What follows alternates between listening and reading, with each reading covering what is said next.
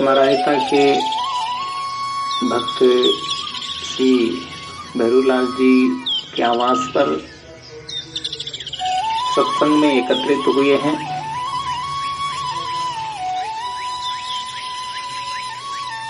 और सत्संग में बैठ करके हमें काफी देर से सत्संग श्रवण करने का मौका मिल रहा था। भारतवर्ष में अनेक संत हुए हैं और अपने अपने जीवन काल में समाज को बदलने के लिए, समाज को सुधारने के लिए उन्होंने अपने विचारों के द्वारा, अपने रहने के द्वारा, अपने आचरणों के द्वारा अच्छी सीख दी है। अब कौन कितना उनके विचारों को पालन कर पाता है, कौन नहीं कर पाता है, ये व्यक्ति की खुद की अपनी कोशिश हुआ करती है। उसी श्रृंखला में आज के 650 वर्ष पूर्व में काशी नगरी में एक ऐसे महापुरुष का प्रादुर्भाव हुआ जिसको हम सदगुरु कबीर साहब के नाम से जानते हैं। कबीर साहब एक ऐसे महापुरुष थे जिन्होंने सहज, सुंदर और सत्य का मार्ग दिखाया है। क्योंकि समाज में अनेक प्रकार की भ्रांतियां हैं, अनेक प्रकार के आडंबर हैं, अनेक प्रकार के धर्म के नाम पर पापाचार, हत्याचार, दुराचार हो रहा था। उस जमाने में संत कबीर साहब ने जो है तो अपने जीवन में वो सीख दी और उस सीख को जिन लोगों ने अपनाया और आज भी अपना रहे हैं, वो सारी भ्रांतियों से ऊपर उठ करके अपने जीवन को स्वस्थ और सुखी जीवन जी रहे हैं। उन्होंने कहा कि मानव जन्म दुर्लभ है, बहुरिन दूजी बार, पक्का फल जो गिर पड़ा बहुरिन लागे डार। दुनिया में अनेक शरीर होते हैं, पशु का, पंछी का, कीड़े मकोड़े का, हाथी घोड़े का, सांप बिच्छी का, अनेक प्रकार के प्राणी संसार में हैं। 3 प्रकार के प्राणी पाए जाते हैं, जलचर, थलचर और नभचर। जलचर उसे कहते हैं जो जल में विचरण करते हैं। कितने प्राणी जल में विचरण करके अपना जीवन जीते हैं, चलाते हैं और उसी में अपना जीवन समाप्त करते हैं। कुछ प्राणी ऐसे होते हैं जो थलचर होते हैं, जो थल पे ही विचरण करते हैं। और कुछ प्राणी ऐसे भी होते हैं जो नभचर, नभ कहते हैं आकाश को, जो आकाश में विचरण करते हैं। लेकिन इन सबसे श्रेष्ठ प्राणी कौन है? वो है मनुष्य, जो जल में भी विचरण कर लेता है, थल में भी विचरण कर लेता है और आजकल तो नभ नाम आकाश में भी विचरण कर रहा है। तो वो मनुष्य जो है तो ये जीवन हमें मिला और इस मनुष्य जीवन को पाकर के हमारे जीवन में मनुष्यता की पहचान होनी चाहिए कि हमें मनुष्यता का कर्म करना चाहिए। पशु के कर्म नहीं करके हम मनुष्य का कर्म करें। अब मनुष्य का कर्म क्या है? तो मनुष्य के 8 सद्गुण बताए हैं कि दया, क्षमा, सत्य, शील, विवेक, विचार और गुरु भक्ति और वैराग्य। ये 8 महासद्गुणों को मनुष्य को अपने जीवन में धारण करना चाहिए। जो इनको धारण करता है वो मनुष्य है, जो इनसे विपरीत चलता है वही जानवर है। जानवर उसी को नहीं कहते हैं कि जिसके 4 पैर होते हैं उसी को जानवर कहा जाता है। जो मनुष्य जीवन में आकर के भी जानवर जीवन जीता है, पशु के तुल्य जीता है, पशु के तरीके से अपना व्यवहार बरतता है, तो मनुष्य होकर के भी वो पशु ही हुआ करता है।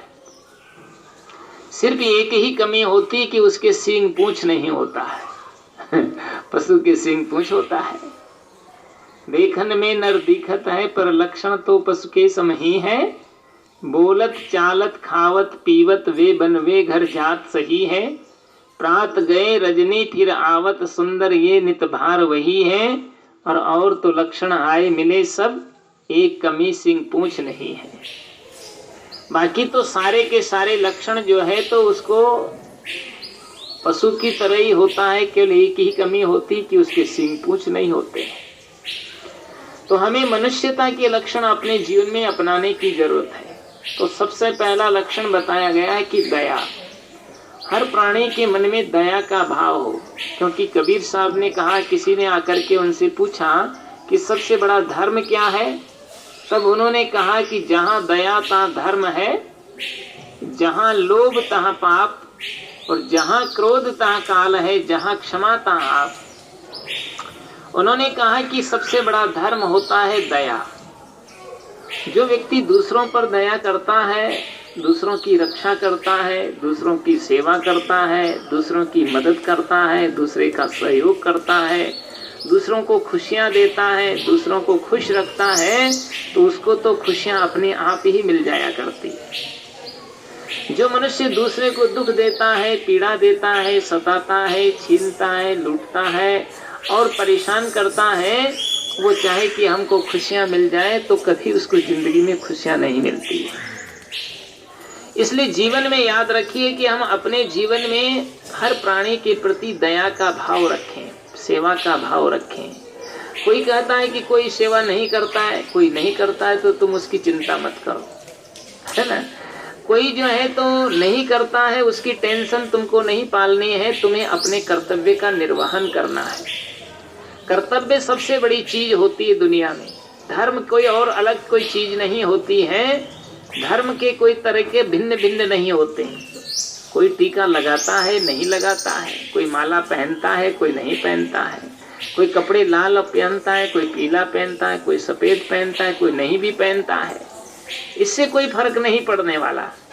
कोई जो है तो व्रत करता है, उपवास करता है, पूजा करता है, पाठ करता है, कोई नहीं करता है, इससे भी कोई फर्क नहीं पड़ता है। सबसे बड़ा फर्क तो उससे पड़ता है कि अगर वह अपने कर्तव्य का निर्वहन नहीं करता है, वह जीवन में कभी धार्मिक नहीं हो सकता है। इसलिए अपने कर्तव्य का पालन करना ही सबसे बड़ा धर्म होता है। जैसे माँ बाप का धर्म होता है कि बच्चे गृहस्थी में आए हैं, बच्चे हो गए, बच्चों को पाला पोसा, पढ़ाया लिखाया, खिलाया पिलाया, शादी विवाह कर दिया, उनकी जिम्मेदारी पूरी हो गई। बच्चों का कर्तव्य आया, बहू बेटों का कर्तव्य आया कि माँ बाप की सेवा कर दो, हैं, तुम्हारा कर्तव्य है कि सेवा कर दो। लेकिन आजकल के बच्चे बहुएं भी होशियार हो गए, तो आजकल लोगों ने एक चौबोला सीख लिया है कि हम दो, हमारे दो, और माँ बाप को वृद्धाश्रम में दो। ऐसे ऐसे भी लोगों के मन में भावनाएं पैदा हो गई। लेकिन आज ये समझिए कि उन्हीं के लिए नहीं होता है ये, फिर कल चल करके तुम्हारा भी तो नंबर आएगा, कल तुम्हारे भी बच्चे होंगे, फिर तुम्हारे भी बहू आएगी, फिर वो भी तुम्हारी सेवा नहीं कर पाएगी, तो तुमको फील होगा कि हमने भी नहीं किया तो आज वही हमको मिल रहा है। इसलिए व्यक्ति को चाहिए कि अपने कर्तव्य का पालन करना।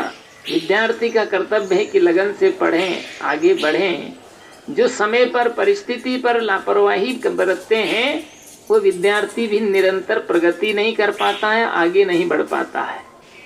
किसान है, किसान का कर्तव्य कि समय पर बीज डालना, उसका संरक्षण करना, खाद पानी सींचना, पशु पक्षियों से बचाना, अन्न पकने पर उसको ठीक से समय पर अपने घर ले आना, तो उसका कर्तव्य है। फिर वही उसकी रक्षा करता है, पूरी परिवार की रक्षा करता है। ऐसे ही मनुष्य को पहले धर्म की रक्षा करनी पड़ती है। और जो व्यक्ति धर्म की रक्षा करता है, धर्म का आचरण करता है, धर्म का पालन करता है, धर्म पर चलता है, वो व्यक्ति हमेशा जो है निर्भय हुआ करता है। निर्भय दो व्यक्ति होते हैं, मैं आपको प्राइवेट बताता हूँ। निर्भय दो व्यक्ति होते हैं। पहला तो वह होता है जो जीवन में कभी बुरा कर्म नहीं करता। उस व्यक्ति को किसी का डर नहीं रहता, न पुलिस का डर रहता है, न सेंट्रल जेल का डर रहता है, न कोर्ट कचहरी का डर रहता है, न किसी गांव वासियों का डर रहता है। वो व्यक्ति हमेशा निर्भय होता है, क्योंकि उसने कोई बुरा काम किया ही नहीं है। अगर 100 किलोमीटर दूर पर सेंट्रल जेल है, अगर तुमने खोटा काम किया है, बुरा काम किया है, तो लोग पकड़ करके तुमको वहां पहुंचा देंगे। अगर तुमने कभी खोटा कर्म नहीं किया, अच्छा कर्म किया है, तो चाहे सेंट्रल जेल तुम्हारे मकान के पास में बनी हो तो भी कोई तुमको छेड़ने वाला नहीं है। इसीलिए कहा है कि कर्म तेरे अच्छे हैं तो किस्मत तेरी दासी है, और नियत तेरी साफ है तो घर में ही मथुरा काशी है। इसलिए व्यक्ति को याद रखना है कि हमें अपने जीवन को बढ़िया बनाने की कोशिश करनी है। जय हो। बैठ जाओ बैठ जाओ। तो इसलिए जीवन को हमें ये याद रखना है, अपने जीवन को अच्छा संवारना और सुधारना है। अपने जीवन को जो है तो धर्म का पालन करने के लिए धर्म का अनुकरण करना है, आचरण करना है। परिवार है, परिवार के सदस्य हैं, परिवार के सदस्यों को भी हम कैसा समझें कि हम अपने जो है तो देवी देवता की तरह समझें।